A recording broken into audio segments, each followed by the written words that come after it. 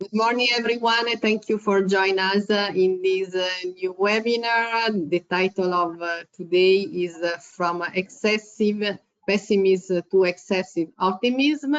This is the Coface Mediterranean and African webinar, and today I'm pleased to introduce today's speaker. First of all, we start with Bruno de Moura Fernandes, Head of Macroeconomic Research. And we will go on with Marcos Carias, Economist Southern Europe, Seltem Iyigün, Economist of Middle East and Turkey, and last but not least, Aroni Chaudhuri, Economist of Africa. Before I hand the micro to Bruno, I would like to remind you that a recorded version of this webinar will be available, and we will send to all of you the presentation. And feel free to ask us a question via chat in any time during the presentation. I will leave now the floor to Bruno for the first presentation. Thank you, Bruno. Go on. Thank you very much, Antonella. Good morning, everyone. Yes, so basically, as Antonella mentioned, the title, let's say, of this webinar and also of the last barometer of February is a question, actually, is a question of did we go from excessive pessimism to excessive right now optimism? Because, of course, let's say that the last month brought, let's say, kind of good news. The first good news is on the commodity market. Why? Because, of course, we're all fearing, let's say, energy crisis this winter in Europe. We're all fearing that maybe we would have, let's say, gas shortages, electricity shortages, that we would have to ration energy for companies and so on. So basically, it would lack of energy. And the good news is that, as you can see on the right-hand chart, that gas reserves are really high, are at historical high. And of course, this is thanks to, let's say, first, mild temperatures, because we had a very, very warm October, the warmest October in history in Europe, also warm November, December. So basically, we can say thank you for the climate change. But at the same time, also, it's true, we have to mention that households and companies have been saving energy, maybe a bit more than anticipated, also this winter. So basically, it has, let's say, allowed us to avoid any shortage in terms of energy this winter. So good news on this side. Also, of course, because there was no fear of shortages anymore, gas prices went down. You can see basically they are around 40, 45 euro. We have to say it's way, way lower than the peak recorded in August or September 2022. But also we have still to say that it's 3 times higher than, let's say, over the last decade. So still high gas prices, but of course, way, way lower when we compare with the peak recorded over the last months and over the last year. Then the second good news is the fact that China has reopened its economy. Basically, they have removed their zero COVID strategy. So it's a good news, let's say, for all the countries that export to China, that export a lot to China, and for all the countries that export commodities. Why? Because China is a key player on the commodity market. Of course, this is one of the biggest, let's say, sources of demand for metals, for agricultural products, for oil, for gas. And so, of course, what we expect is gradual acceleration in Chinese activity from second quarter, and then more firm, let's say, activity growth in second half of the year in China. And so it will mean higher demand for all commodities and even more for energy commodities. So what we expect is in the second half of the year, a rebound in commodity prices. And so, as I said, it's a good news for some countries, but not for all. Because, of course, the issue here for the European economies in the Eurozone is that they are net commodity importers. And so it means that basically over the last months, we see that inflation went down, basically it went down in Germany, Italy, and Portugal, and so on. Why then, when we have a look at the composition of inflation in Eurozone, we see that all these decrees is attributable to energy. So it means that basically over the next months, we still have declining inflation in the Eurozone because energy prices in March, in April, in May will be lower than last year, because last year, 1 year ago, it was the beginning of the war in Ukraine, so sharp increase in energy prices.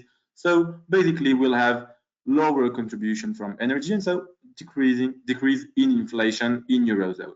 But then the question is, in the second part of the year, as energy prices will rebound, then when we look at core inflation, so all the rest of the inflation, goods, services, and food, we see that it's still increasing, it's still really high. And so when we will not have, let's say, lower contribution from energy, it means that inflation will not decrease anymore, or at least will decrease but at a very slow pace. So we think that inflation in the Eurozone will remain way higher than maybe we initially expected. So let's say above 4% by the end of the year, around 4, 5, or 6%. So still high inflation. And of course, here the issue is that it means that if inflation is sticky, then the central bank, so the ECB, and in general the central banks at the global level, will have to tighten further. They have already tightened a lot, quite sharply. Let's say the sharpest tightening over the last 4 decades in the US, also in the Eurozone and in England and in the UK. But of course, they will have to go further. People were expecting maybe the ECB to lower interest rates over the last, let's say, from the beginning of 2024. Right now, we don't expect that anymore. What we expect is that the ECB will raise the deposit rate until 4%, let's say, by July. So it means very high interest rates, and that basically it will have, of course, an impact on activity. All of that because of sticky inflation. And what does it mean for basically our global scenario? It means that basically overall, we do not change that much our GDP growth forecast. You can see we still expect a 2% growth, 2% global GDP growth. So basically still low growth, but far from global recession. But then we have to mention that we have upward revised a bit, let's say, our GDP growth forecast in the Eurozone, because we have avoided, let's say, the worst case scenario. We have avoided, we can right now rule out, let's say, a major risk in terms of energy shortages. So that's why right now we have no country in the Eurozone, at least among the biggest economies in the Eurozone, with negative growth in 2023, but still low growth. We have to mention that. And even more if we compare with inflation. That's why we call it still stagflation, kind of stagnation of activity, growth well below potential, but at the same time, high inflation. Then you have, of course, the US, where we have not changed that much our GDP growth. Still, we expect lower than 1% GDP growth, so still low growth in the US because of monetary tightening. And then when we look at emerging countries, we can say that they will be resilient, even more when we compare with advanced economies. Basically, we expect rebound in China, but as I mentioned, gradual rebound. That's why for the moment, we only expect a 4% growth this year, but then also in other countries, like for instance, Brazil, because a country that exports commodities, it will benefit from that. And also India. India is definitely the most buoyant emerging economy. We expect almost 6% GDP growth, so high growth. Why? Because basically it's a country that is not that much open, and at the same time, the only, let's say, external vulnerability is that they import oil. But we know that right now they are importing oil at a very discounted prices from Russia. And so at the end, this is an economy that's doing quite well, recovering. And that's why when we look at the country risk assessment, our change in assessment, you can see here 2 upgrades. Upgrades are finally back because, as you know, over the last year, we had only downgrades. Right now, as let's say things are not going so bad, at least in emerging economies, we are upgrading again. As I mentioned, upgrade of India, as you can see, from C to B, because it's kind of the normal level for, let's say, an emerging countries. Then we have also upgraded Burundi, but still more downgrades than upgrades because we are still in a very challenging environment. 3 downgrades, IT because of security concerns. Right now it's in E, extreme, out of cover. Also, Peru, because even though it's quite solid economy, let's say strong macroeconomic fundamentals, low public debt, also quite many huge resources in terms of commodities. The issue is that political instability there is definitely having an impact on tourism, on copper exports, and so on activity. I think it's the perfect image of a country that can be finally affected by political risk at the end, even though it has strong fundamentals. And then the third country we are downgrading this quarter is Ghana, but Aroni will tell you way more about that. In terms of sectors, we have to say that at the global level, also upgrades are back. 6 upgrades and still 10 downgrades. So still 10 downgrades, more downgrades than upgrades, but well, upgrades are back. Yet all of these upgrades are in, let's say, Middle East, are also in India, for instance. So let's say on emerging economies. Then you have to see that here still we have downgrades in Europe. Very few, to be honest, because we think that we got the job done basically in June, in October. So right now, of course, it makes no sense to downgrade way more. Unfortunately, let's say for the moment, almost all sectors are risky in this challenging environment of high energy prices, of lower demand, of also high interest rates. But well, what we did this quarter basically was to start downgrading pharmaceutical sector in some countries. Why? Because costs are rising for the pharmaceutical industry, and at the same time, we have to say also that drug prices are decreasing, or at least governments are trying to cut spending, so they are trying to limit drug price increases. And so what we are seeing right now in Europe is decreasing margins in the industry with high costs and lower price. And so, of course, it's still a resilient sector when compared with the rest in these challenging times. So once again, we are not here to say that it's a risky sector, but in some countries, we think that, let's say, medium risk is more appropriate than low risk. But once again, not many changes in Europe this time, but then the other economists will talk a bit more about their region. And then if we focus right now in our MAR region, more specifically, and in Spain. So here, I think that basically the overall picture is the same than in many other European economies. We have low domestic demand. You can see in Q4, basically, GDP growth was not bad, plus 0.2% in Q4. So we will avoid a recession in Spain, like in many other countries. But we have to say also that basically we still have a decrease in domestic demand. You can see decrease in household consumption that is still far from, let's say, pre-pandemic levels. Why? Simply because wages are not following the pace of the rise in prices, the rise in inflation. So basically households are decreasing their consumption.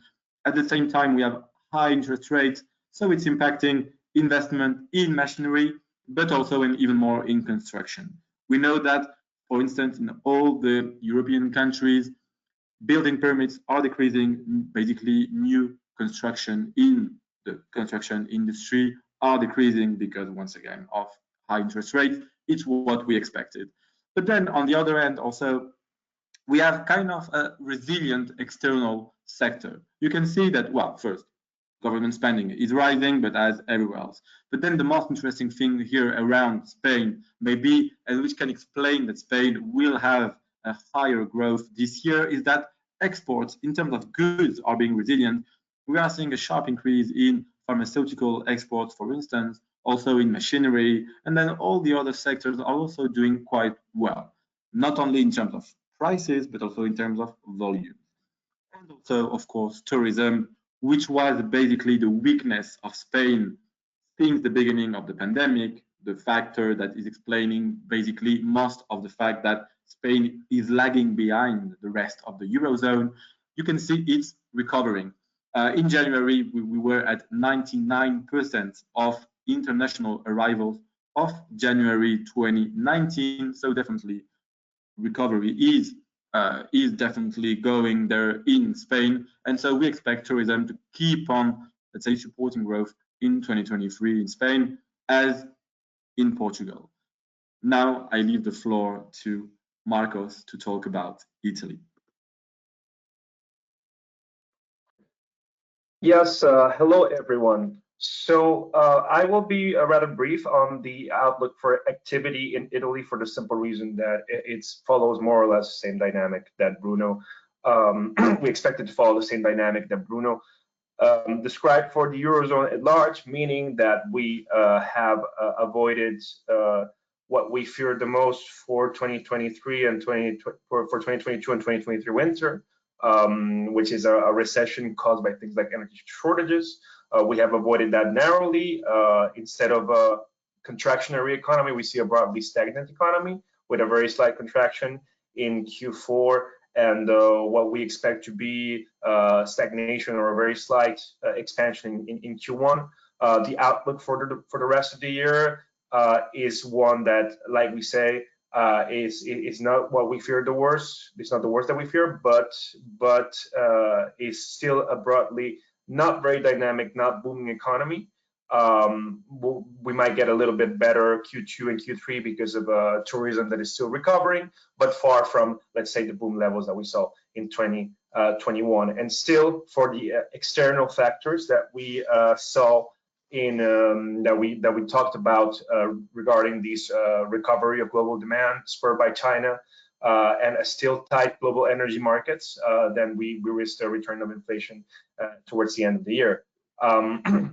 There are then some Italy-specific factors, respectively, that we have to keep in mind always. Over the next few months, we will see how bad this situation with the suppression of the construction super bonus that we saw a couple of weeks ago will impact the construction sector. Now, for those who might be unfamiliar with the subject, a big factor spurring the growth in construction over the last few years was the tax incentives that the Conte government had introduced. Long story short, these had to be suppressed for fiscal reasons, and we're going to find out over the next few months how important this was to the growth in construction. So construction might be a drag on growth over the next year. Beyond that, there is also this question of the rising interest rates, the rising central bank interest rates, and especially how that might affect the refinancing costs for the government. We know that Italy is a very indebted economy, and this environment of higher interest rates, you might have read in the press that these have been a little bit lower over the last week because of all this financial turmoil related to the collapse of the bankruptcy of SVB Bank in the United States. But these are very short-term factors. The thing that is going to be determining rates over this year is a central bank policy and also the emission of debt by governments. So this is also a factor to take into account. Finally, I think it would be interesting to make a little update on the behavior of insolvencies, corporate insolvencies, and the health of Italian businesses. I get a lot of questions on this topic because we have this strangely paradoxical trend in Italian insolvencies that has been, of course, the case during the pandemic, but even prolonged after the pandemic, where we are seeing in other countries a catch-up of insolvencies. In Italy, as we see on this chart on the left-hand side, we still have record low insolvencies. Now, my interpretation, my reading of this is that insolvencies are not necessarily the best indicator to measure the health of Italian companies. To get to insolvency, we have to first get through a very strong phase of strong illiquidity for the companies. And since we had all these huge cash buffers inherited from the pandemic because of guaranteed loans, and also because 2021 and 2022 were pretty good years in terms of activity, companies have constituted cash buffers. But when we look at the graph on the right, which is a statistic that comes from the Istat survey on on corporations, the net percentage of firms expecting an improvement of the cash position over the next 3 months, well, we see that this net percentage is negative, has been negative towards 2022. My interpretation here is that firms are suffering from this situation of reducing demand and increasing costs, not to the extent that is provoking yet an inversion of the curve of curve of insolvencies, but that doesn't mean that the situation is perfectly fine. It's also a trend that is validated by the behavior of payment. So still vigilant.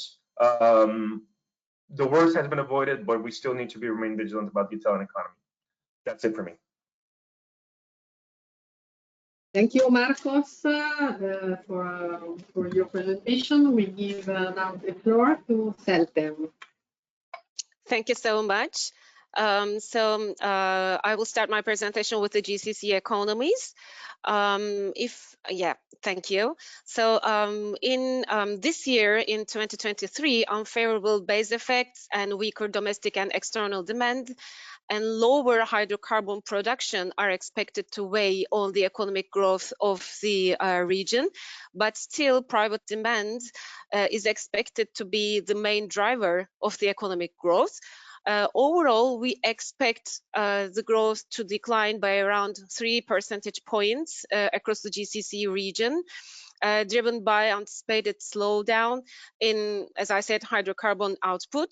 However, the investments will continue to grow, particularly in Saudi Arabia and in the United Arab Emirates, on the back of construction activities and also the construction of several mega projects and digital transformation ambitions of those countries.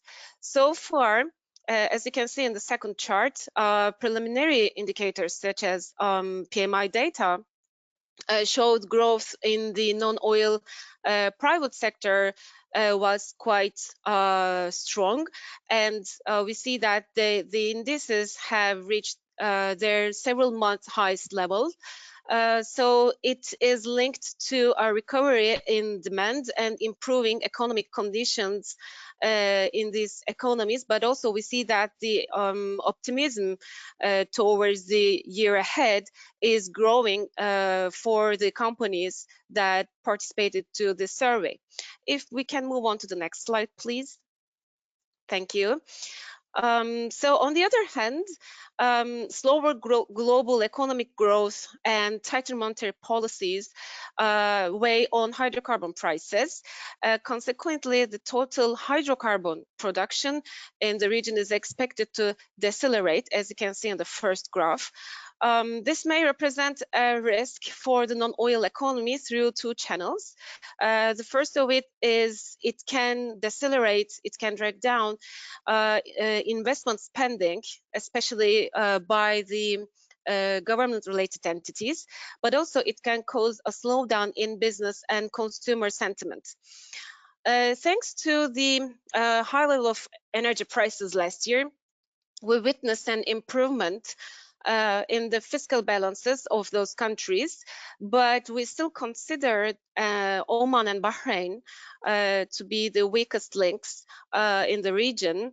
Although, I mean, we know that the authorities' commitment to fiscal consolidation will reduce the debt burden of Oman, and the introduction of new taxes and fees will help Bahrain to increase its non-hydrocarbon revenues. However, the debt load will remain high compared to their GDP levels, and this country will continue to be dependent on the capital inflows and financial aids from their neighbors or from countries abroad.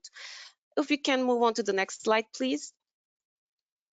Well, Turkey's GDP is expected to expand by 3.5% this year compared with 5.5 last year. However, February's earthquakes impacted negatively operations in the manufacturing sector. We see that supplier lead times lengthened and supply chains have been affected. We expect this situation to weigh on the GDP performance in short term, as production and export capacities have been affected. However, in the medium term, the necessity of build up those areas quickly will contribute to a sharp increase in the construction sector. And this will in turn, according to our estimations, support the other sectors that interfere with the construction sector.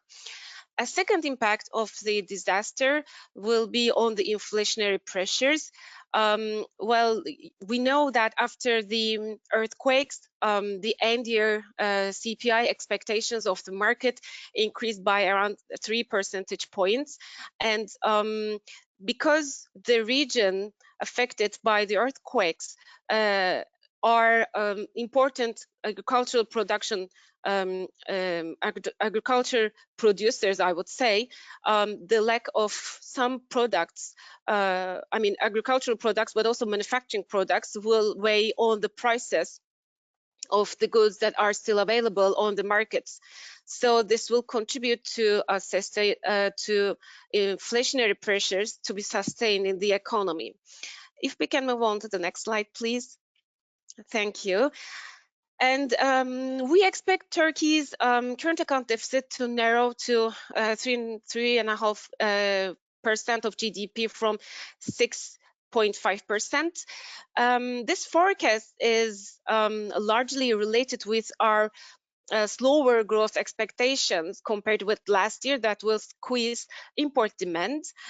Slightly slower oil and gas prices will also help bring down Turkey's energy import bill. Additionally, you know that Turkey is planning to start using its own natural gas sources from fields of the Black Sea region, which may, according to some analysis, help to save around 0.5% of GDP from energy imports, and this will also contribute to the narrowing of the current account deficit. On the other hand, the capital controls introduced by the economic authorities over recent months have led to a slight real effective exchange rate appreciation of the lira that you can see in the second chart, which may cause a loss of competitiveness of the Turkish exports. However, the currency remains undervalued by historical standards. There had been already a loss of $1.5 billion of export revenue in February related to the earthquakes impacts. And another risk of Turkey would be related to external funding. Turkey needs to continue with its economic activity.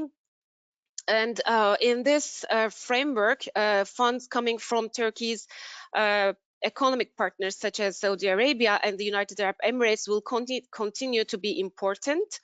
Early in March, Saudi Arabia deposited $5 billion with the Central Bank of Turkey, and the high level of gross external debt, which accounts for around 50% of GDP, and low level of international reserves that are equivalent of around 4 months of imports, will leave Turkey highly dependent on the foreign investors' funds to finance its current account gap. We believe that the capital controls measures will remain in place throughout the 2023 in order to avoid a sell-off of the lira, but the central bank may allow a gradual depreciation of the lira to support exports and reduce the pressures coming from the current account deficit. If we can move on to the next slide, please. And well, in Israel, economic activity remains robust.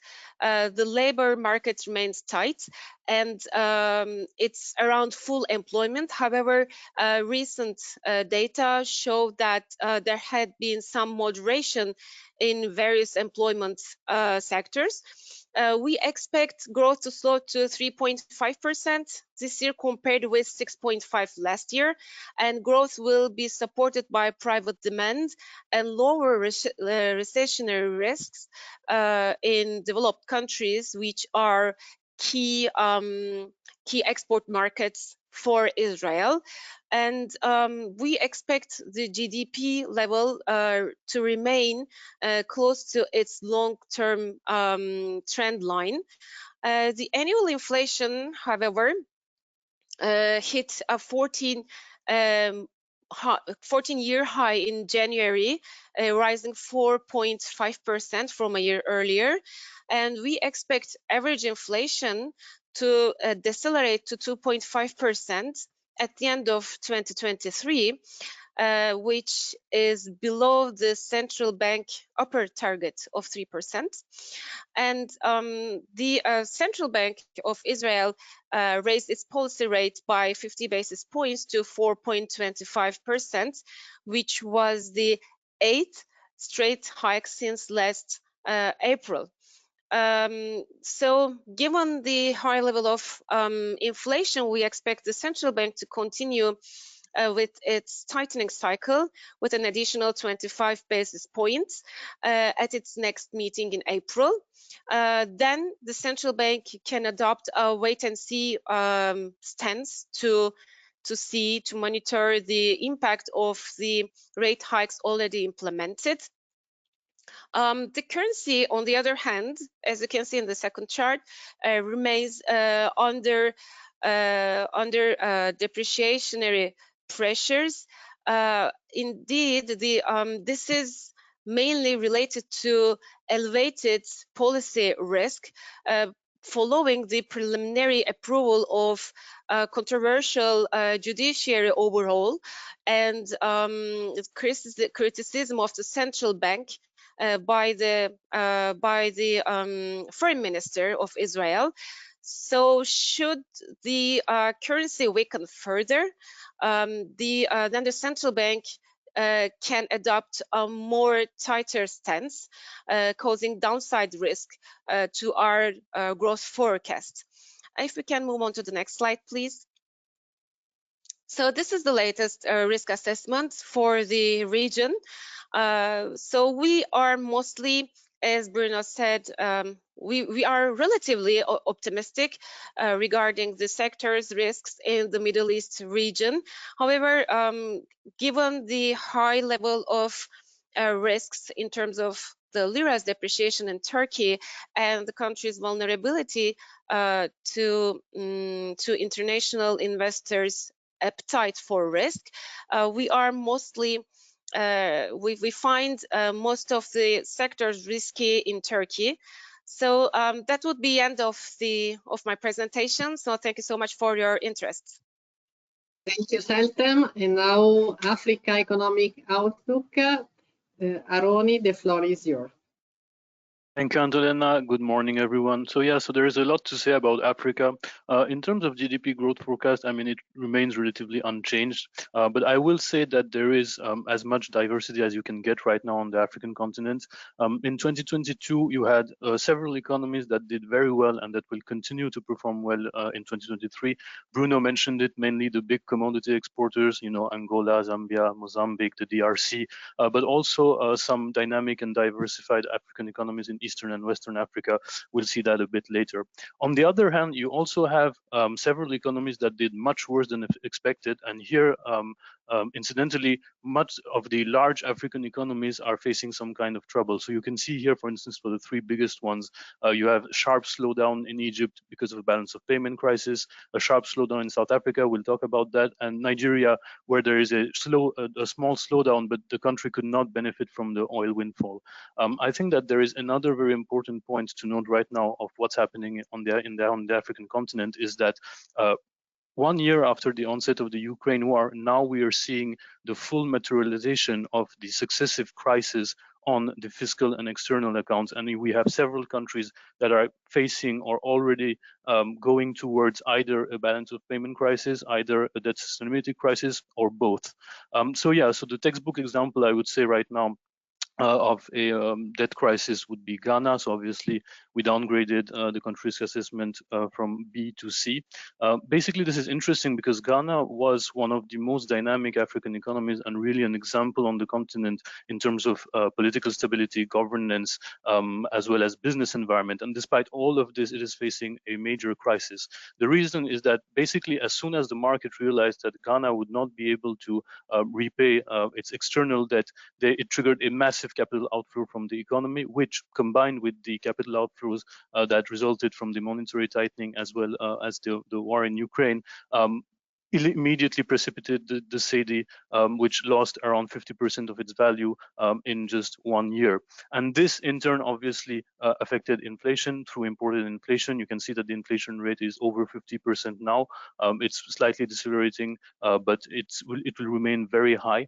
And basically this also prompted the Bank of Ghana to tighten very aggressively, basically because it had to.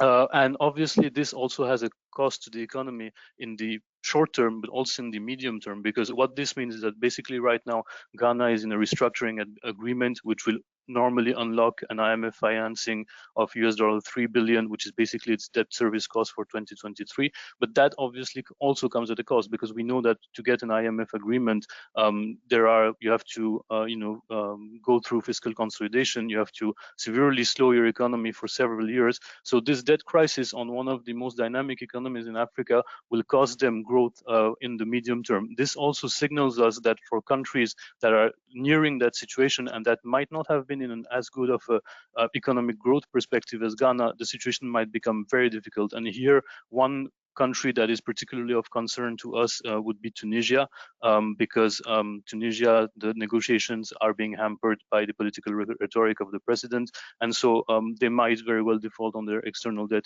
if it delays too much in terms of the deal. Moving on to South Africa, this is a different type of problem, but I think that it's very important to mention it because the country is basically facing the biggest energy crisis in its history, I would say. As you can see, like the number of full days of power costs has just quadrupled between 2022 and 2021, and the latest forecast for 2023 are around 200 days, so that's 40 days above the level of last year. This has obviously a broad-based impact on the economy, both on supply and on demand. You can see that the activity indicators are already trending downwards, and this will continue. But I think that this also shows what a lack of governance throughout a prolonged period can lead to.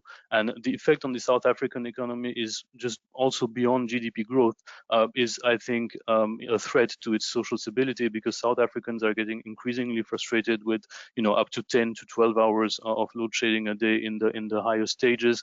The ANC is under a lot of pressure because it's not being able to deal with the energy crisis, which frankly they can't in the short term, because a systemic failure of an electricity supply system takes years to correct, and that is also triggering lower investor confidence in the economy, which is why we can see that the rand is continuing to depreciate, which will sustain inflation, I think, at a higher than expected level. So definitely, I think that a technical recession is very, very probable. I think perhaps even in the next quarter, a full year recession is not out of the window. And depending on the next months, we could see the situation deteriorate significantly if the answers are not found.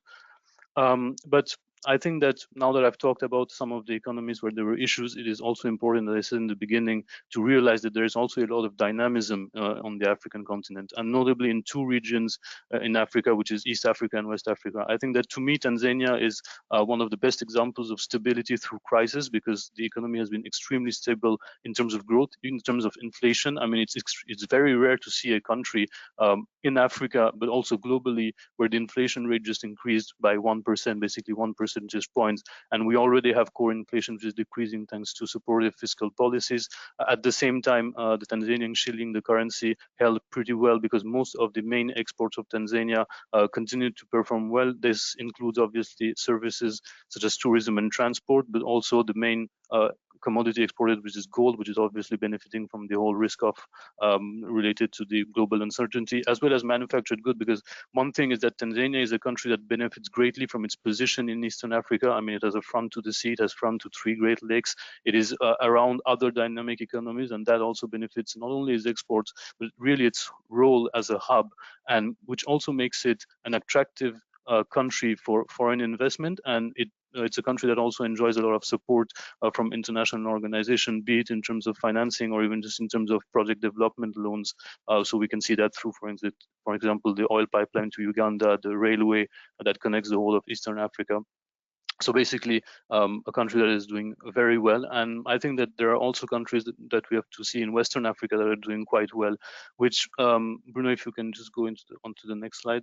Yeah, so basically these countries, I mean, here I've showed you Senegal and Cote d'Ivoire. I think Cameroon can be included. There are also other countries which have this type of dynamism, in the sense that these are stable economies with balanced growth structures, which have got a healthy amount of consumption, a healthy amount of investment. These countries also have emerging middle classes, and all of the sectors that are related to domestic demands are also developing quite strongly. These are countries that also have diversified export bases. So you can see here for Cote d'Ivoire, I mean, obviously for a country like Cote d'Ivoire, cocoa remains the main export product, but they also have access to other types of export. And notably here, I would like to draw your attention on hydrocarbons, because for both Cote d'Ivoire and Senegal, hydrocarbon exports are going to increase in the medium term because they have access to new oil and gas fields.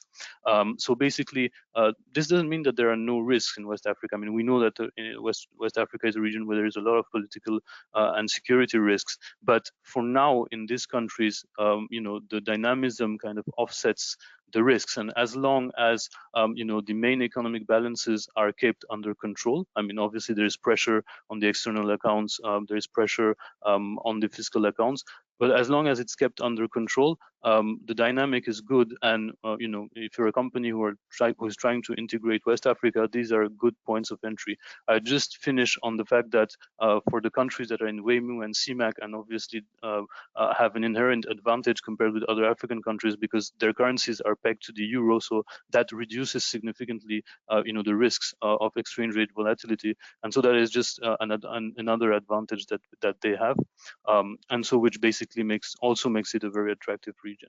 I think that I more or less respected my time, so we can go to the questions.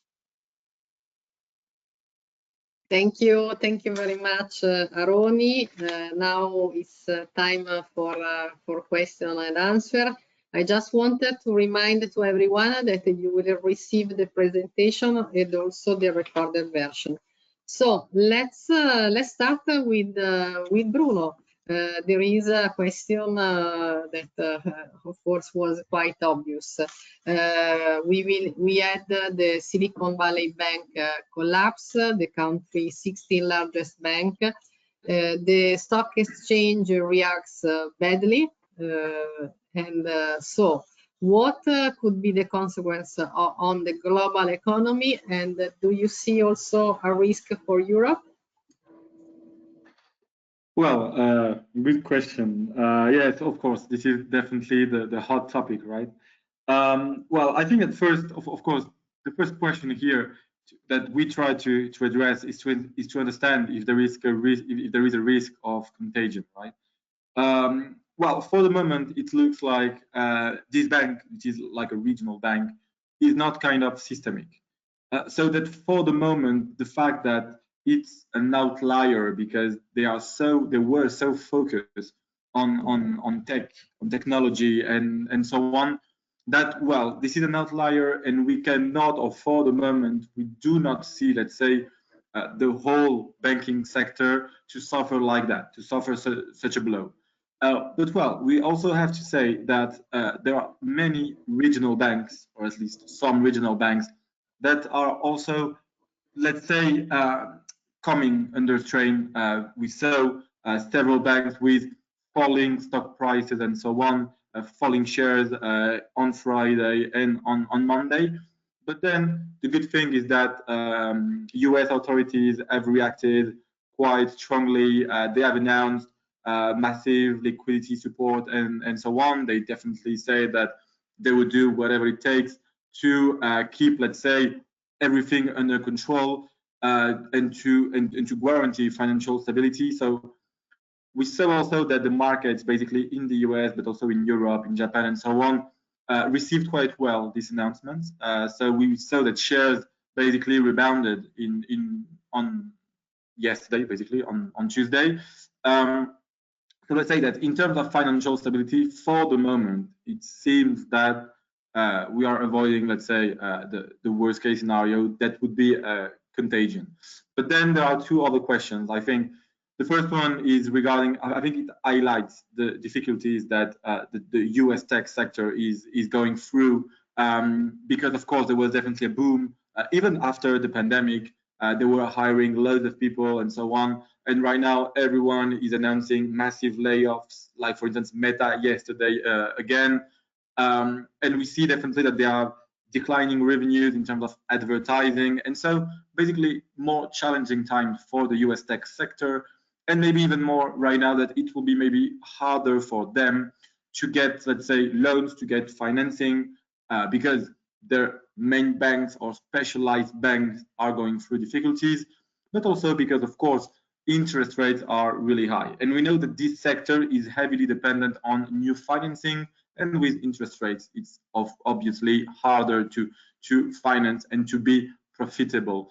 And of course, the fact that interest rates are really high and they have increased a lot and very sharply, as I mentioned during the presentation over the last months, it highlights the fact that it's complicated, really hard for financial authorities, monetary authorities, to find the right balance between fighting inflation by rising interest rates, but at the same time, let's say, guaranteeing financial stability. And so this is why also, for instance, the markets were expecting the Fed to increase interest rates by 50 basis points next week, and then 25 in May.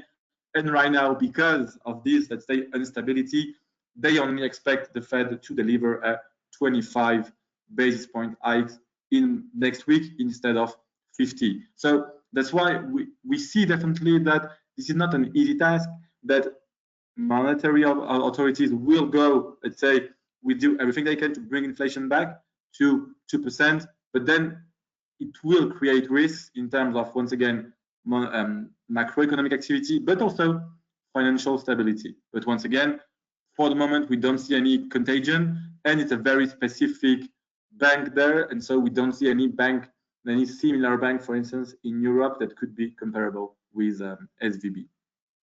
So we have not to expect another 2008. Let's go to Marcos. Marcos, inflation is something that in countries like Greece and Turkey, for example, they are used to have. Do you think the Greek bonds will soon recover investment grade status? Yes. So yeah, I think it was recently the central bank governor of Greece who had a comment along the lines of that. Yeah, I don't see why not. Honestly, it's an economy that we know had a very difficult decade and did a lot of regression on its economic fundamentals for a while. But ever since a couple of years, it's been sticking quite well to the reform agenda set up by the European Union, is receiving, and it will continue to receive, a large amount of European funds through the Recovery and Resilience Facility. The share of GDP is the largest share in the Eurozone, with 18% of these funds. Even though it has a very highest debt ratio, is a debt that is essentially owned by official borrowers, by the European Union, the ESM, and things like this. And he's been serious about trying, so far as it is possible, to implement fiscal consolidation. And we've been seeing throughout the last few years consecutive upgrades from the rating agencies. Granted, this is upgrades within the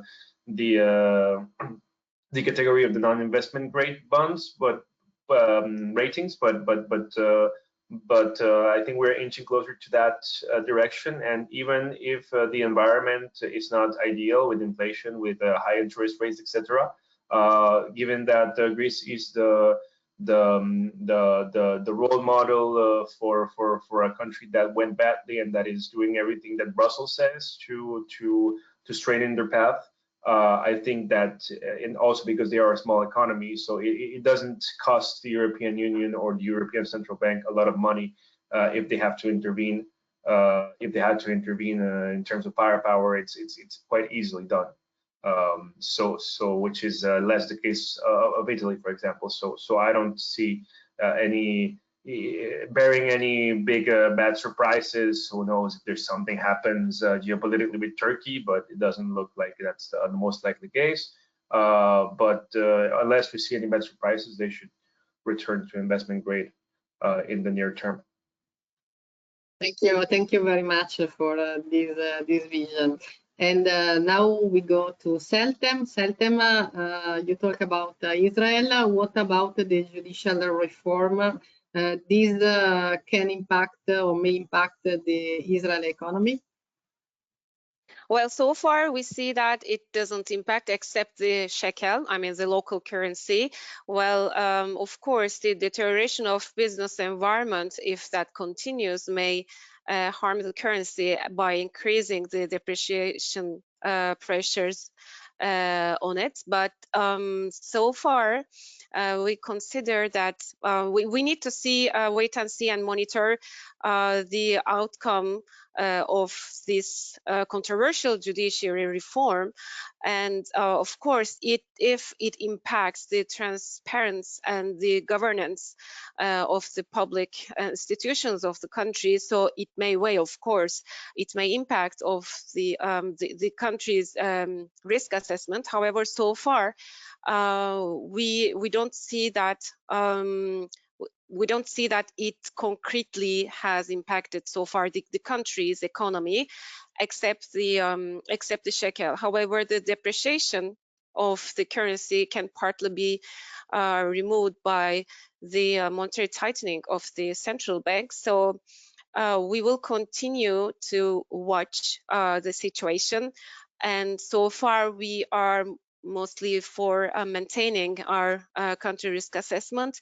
But we see that there is a growing risk coming from this new reforms that has been recently approved by the parliament. Thank you, Seltem.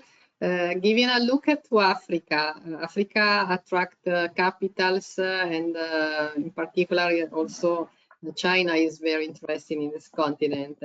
But let's go to the sector. For in your vision, Aroni, which sector will be particularly important for the African economies in the next years?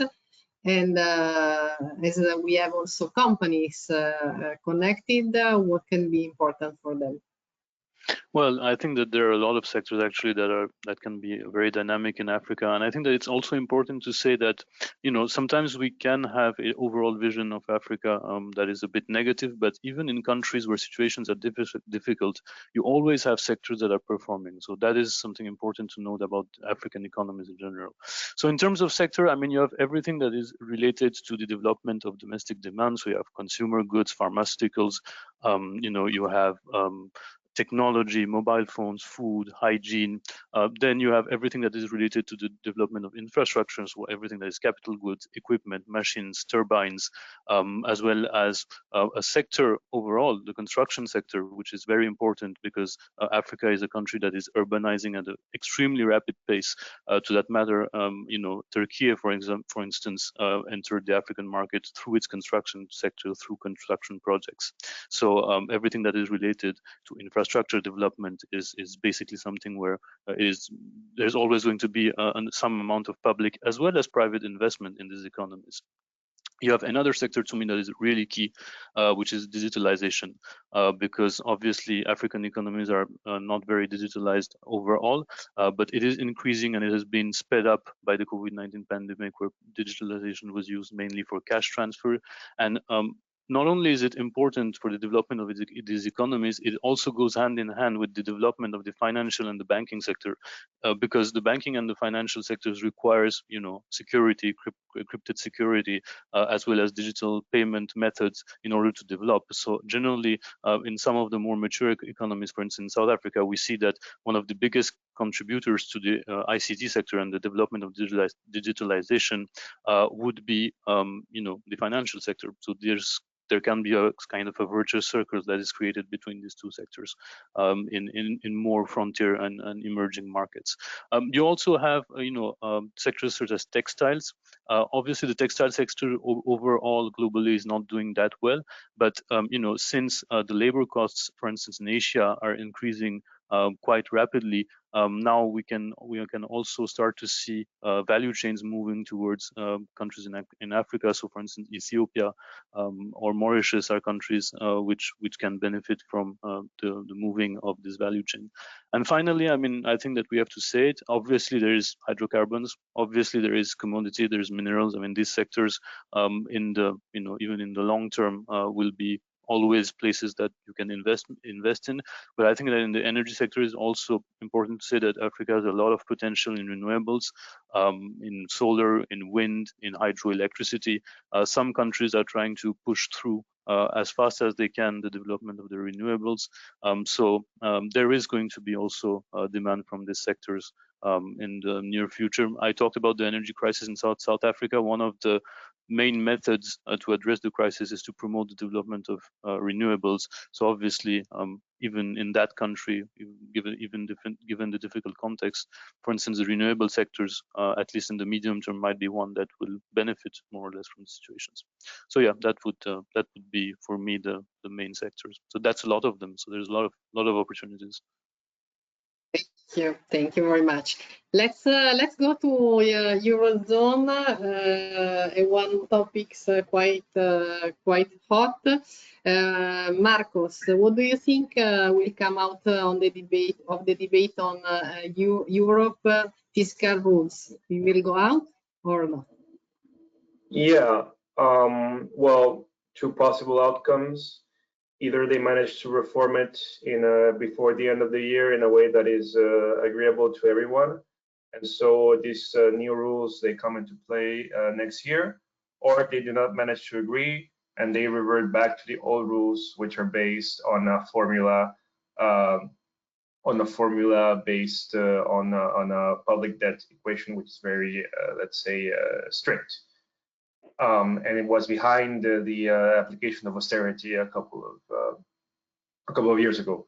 So right now, the Commission made a proposal to basically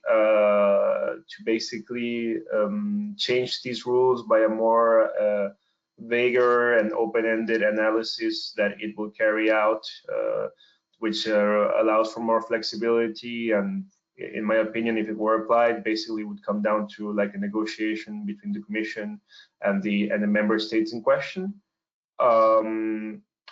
It seems like some countries are not super fans of the proposal in place right now, like Germany, but there's still a lot of time left to like fine tune it and negotiate to reach a potential compromise. So right now it's looking like it still might work, that they still might come to an agreement.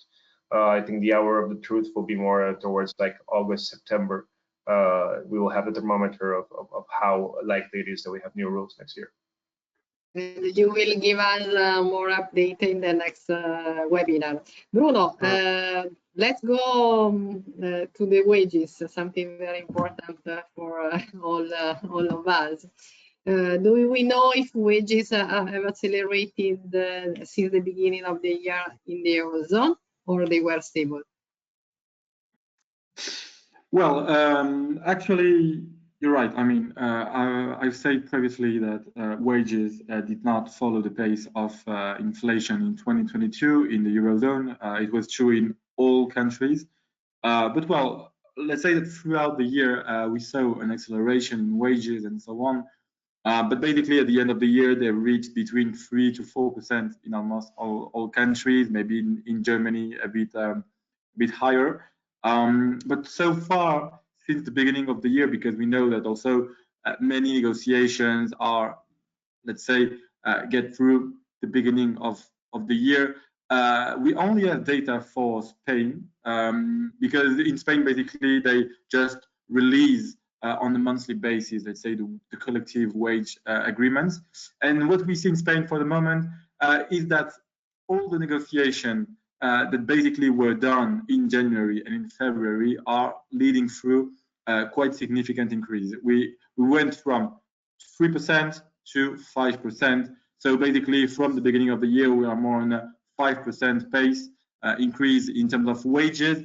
We have to see basically if it will be confirmed by, let's say, March, April, and May figures and so on.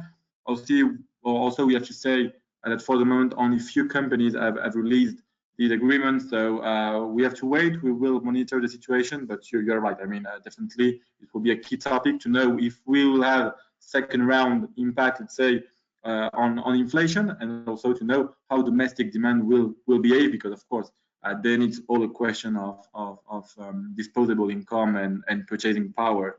So for the moment, acceleration, it looks like acceleration in Spain, but we are waiting to have more figures and also from more countries. Yeah, long time without inflation. It's new in our Eurozone, but not new in Turkey, right, Seltem? I would like to conclude with you. Would you like to expect Turkey to experience a balance of payment crisis in 2023? No, we don't. Of course, the financial situation of the country is quite vulnerable, as I said, because of the high level of external debt to GDP ratio. And an important part of this debt also needs to be rolled over in short term. However, the rollover ratio of banks and of the other sectors for long-term external debt remains quite high. I mean, the institutions are able to borrow money from abroad as much as they want to, although to costlier price. I mean, the interest rates have increased on Turkey's debt because of this unorthodox monetary policy implemented by the central bank. And the low level of international reserves, of course, represent a risk. And however, recently, with the implementation of these capital control measures, or I would say restrictions, the authorities are trying to counter any further depreciation of the lira. So that's why we see that recently the lira has some stability. But of course, this financial situation remains quite vulnerable, and the manufacturing system of the country remains quite dependent on imports, but we don't expect any balance of payment crisis this year in Turkey. Thank you, Seltem. We are run out of the time, so we are closing the webinar. I would like to thank you, our economists, for the interesting presentation as usual. And I would like to remind to all of you that all our studies are published in all the websites. We are present in 100 countries, so you can find also in your language or in English and French at almost. And we invite also you to follow us on social media. We are, of course, we are going during the year with this webinar, so we wait for you for the next webinar. And thank you to all of you for your attendance, and all of you for your presentation. Thank you. Thank you very much. Thanks, everyone. Bye. Bye. Bye-bye. Bye.